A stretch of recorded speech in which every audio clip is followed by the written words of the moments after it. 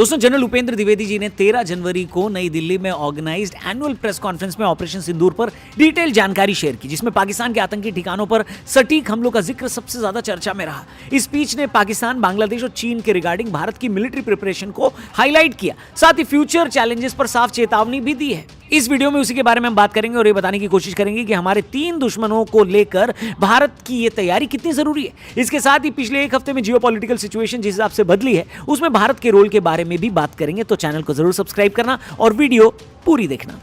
Army chief general Upendra Dwivedi का बयान, operation सिंदूर अब भी जारी है। ये उन्होंने कहा, ऑपरेशन सिंदूर में भारत का दुनिया ने लोहा माना, सेना को पूरी तरह से खुली छूट दी गई थी। ये आर्मी चीफ की तरफ से कहा गया है कि अगर इस बार सीमा पार से कोई हिमाकत की गई तो एक बार फिर करारा जवाब दिया जाएगा। जनरल उपेंद्र द्विवेदी ने मानेकशॉ सेंटर में ऑर्गेनाइज इस प्रेस कॉन्फ्रेंस में ऑपरेशन सिंदूर को 2025 का सबसे जरूरी मिलिट्री अभियान बताया, जो पहलगाम आतंकी हमले के जवाब में शुरू हुआ था। उन्होंने क्लियरली बोला कि ये 88 घंटे का ट्राई सर्विस कैंपेन था, जिसमें पाकिस्तान और पाकिस्तान ऑक्यूपाइड कश्मीर में 9 आतंकी ठिकानों में से 7 को पूरी तरह तबाह कर दिया गया, जिनमें 100 से अधिक आतंकी मारे गए और किसी सिटीजन को नुकसान नहीं हुआ। जनरल साहब ने आगे कहा कि ऑपरेशन सिंदूर ने पाकिस्तान की न्यूक्लियर ब्लैकमेल को तोड़ दिया और स्ट्रैटेजिक अजम्पशंस को रीसेट किया है। ऑप सिंदूर के बाद जो हमारा टेररिस्ट इनिशिएटेड इंसिडेंट है वो तकरीबन खत्म हो चुका है। हमले का पहला टर्निंग पॉइंट 22 मिनट के सटीक हवाई हमले थे, जिसने पाकिस्तानी कमांड सिस्टम को फेल कर दिया। उन्होंने आगे डिटेल में बताया कि 10 मई 2025 की सुबह तीनों सेनाओं को युद्ध बढ़ने पर कुछ स्पेशल ऑर्डर्स दिए गए थे, जो पब्लिक डोमेन में नहीं बताए जा सकते। इसी ने पाकिस्तान को सीज फायर के लिए मजबूर किया। यह कैंपेन ट्राई सर्विस को ऑपरेशन का बेस्ट एग्जाम्पल था, जहां एयरफोर्स ने सटीक बमबारी की, आर्मी ने जमीनी निगरानी इंश्योर की और नौसेना ने कोस्टल सपोर्ट दिया। जनरल द्विवेदी ने जोर देकर कहा कि ऑपरेशन सिंदूर केवल ट्रेलर था, भारत किसी भी सिचुएशन के लिए तैयार है। उन्होंने JNK में आतंकी गतिविधियों में भारी कमी का मेंशन किया, जो स्टेट स्पॉन्सर्ड टेररिज्म पर भारत की जीत का प्रमाण है। प्रेस कॉन्फ्रेंस में उन्होंने ड्रोन, मिसाइल और स्टोन थ्रोइंग जैसे पाकिस्तानी जवाबों का जिक्र भी किया। जनरल द्विवेदी ने भविष्य की चुनौतियों पर चर्चा करते हुए कहा कि चीन, पाकिस्तान और बांग्लादेश से पोटेंशियल खतरे बढ़ रहे हैं, लेकिन भारत की तैयारी अनप्रेसिडेंटेड है। उन्होंने आर्मी डे से पहले यह संदेश दिया कि विकसित भारत 2047 के विजन को पूरा करने के लिए सेना पूरी तरह कमिटेड है। और कमिटमेंट तो आपका भी है महादेव के प्रति। थैंक यू वेरी मच दोस्तों। महाशिवरात्रि इस साल 15 फरवरी को मनाई जाने वाली है और महादेव की, आदि योगी की बड़ी प्रतिमा के सामने कोयम्बटूर में जब लाखों भक्तगण 15 फरवरी को महाशिवरात्रि मनाएंगे, तब हम सब मिलकर उन्हें महा अन्नदानम का महाप्रसाद खिलाएंगे। और उसके लिए पिछली बार भी आपने कंट्रीब्यूट किया था, इस बार भी जरूर कंट्रीब्यूट करिएगा। डिस्क्रिप्शन में पिन कमेंट में लिंक दिया है, डोनेट करने के लिए उस लिंक पर क्लिक करें, अपने दोस्तों से भी जरूर करवाएं और हर हर महादेव कमेंट सेक्शन में लिखते हुए आगे बढ़ते हैं। तो दोस्तों, हम लोग बात कर रहे हैं जनरल उपेंद्र द्विवेदी जी की उस प्रेस कॉन्फ्रेंस की, जहां पर उन्होंने ये भी बताया कि सिर्फ 22 मिनट लगे एक पूरे देश को घुटनों पर लाने के लिए, जो खुद को अल्लाह की बरकत वाला देश दुनिया भर में कहता आया है, जिसकी वजह से ग्लोबल आतंक है। पाकिस्तान ने हाल ही में JF-17 फाइटर जेट्स को बेचते हुए दावा किया था कि वो ऑपरेशन सिंदूर में इफेक्टिव थे, लेकिन रियलिटी में भारत ने उनके साथ आतंकी ठिकानों को ध्वस्त कर दिया, जिससे उनकी इंटरनल इंस्टेबिलिटी बढ़ गई। ध्यान दीजिएगा, यहां इनके यही जहाज कचरे का ढेर बने। जनरल द्विवेदी की चेतावनी साफ थी कि अगली बार संयम नहीं बरता जाएगा और पाकिस्तान को भूगोल में जगह बनाए रखने के लिए सोचना पड़ेगा।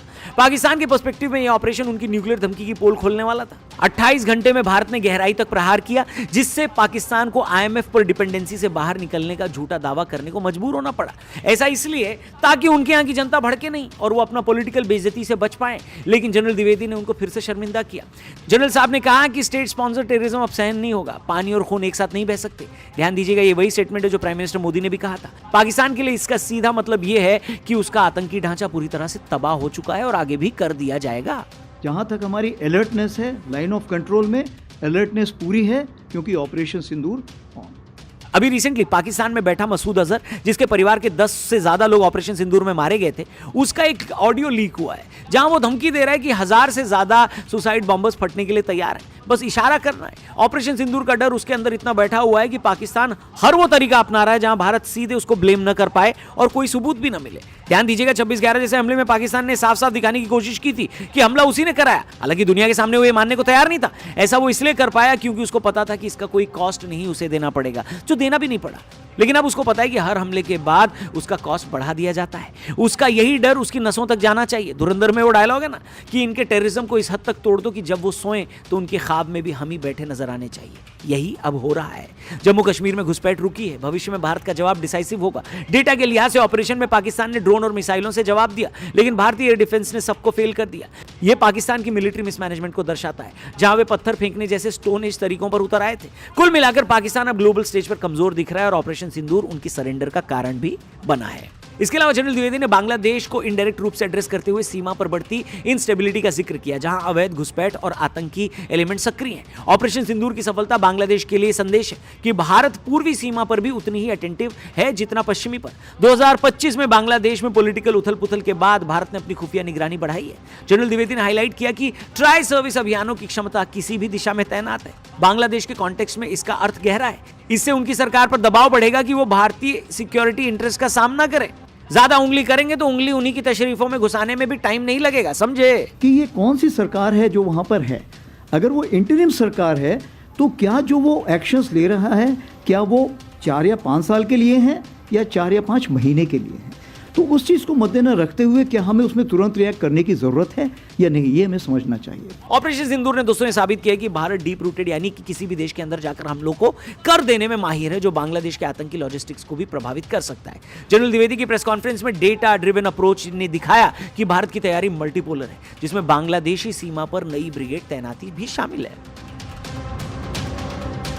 बाकी दोस्तों इस प्रेस कॉन्फ्रेंस में चाइना के लिए भी भरपेट सेवा की गई है। चीन के लिए भी ऑपरेशन सिंदूर का अर्थ सीधा है कि भारत अब ग्रे जोन ऑपरेशंस में चीन की तरह माहिर हो गया। जनरल द्विवेदी ने लद्दाख और पूर्वोत्तर में चीनी घुसपैठ का जिक्र किया, लेकिन ऑपरेशन की ट्राई सर्विस सक्सेस ने यह साबित किया है कि भारत की स्ट्राइक क्षमता LAC पर भी प्रभावी होगी।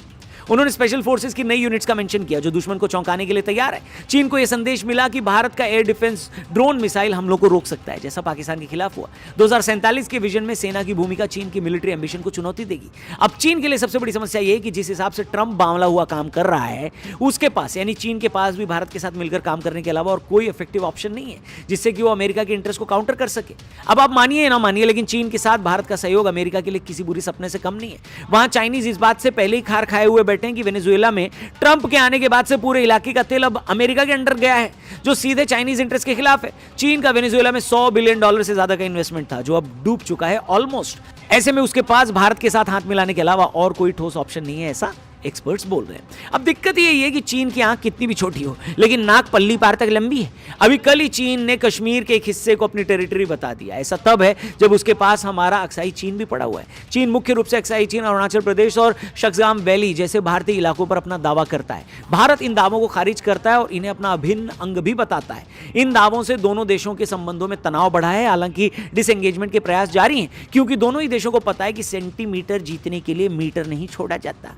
शक्सगाम वैली जो जम्मू कश्मीर का हिस्सा है, जिसे पाकिस्तान द्वारा 1963 में चीन को सौंपा गया था, जाहिर सी बात है कि उसने वो इलाका चीन को बेच दिया था। उस पर भी हालिया दावा किया गया है, जहां CPEC के तहत निर्माण हो रहा है। इसके जवाब में भारत ने क्लियरली बोला है कि अरुणाचल प्रदेश हमेशा भारत का हिस्सा है और रहेगा। वहीं शक्सगाम वैली पर 1963 का चीन पाक समझौता अवैध है। About the CPEC 2.0, we do not accept it and we consider that it is a illegal action which is being carried out by the two nations. बाकी दोस्तों हर इंसान इस दुनिया का ये जानना चाहता है कि क्या 2026 फिर से युद्ध वाला साल बनेगा। वेल, एक्सपर्ट्स अपने हिसाब से इसका जवाब देते हैं, दुनिया भर की पॉलिटिकल पार्टियां इसका जवाब अपने हिसाब से देती हैं, सेनाएं इसके लिए तैयारी और जवाब अपने हिसाब से देती हैं। पर हर एक युद्ध का एक प्राइस होता है, एक कॉस्ट होता है।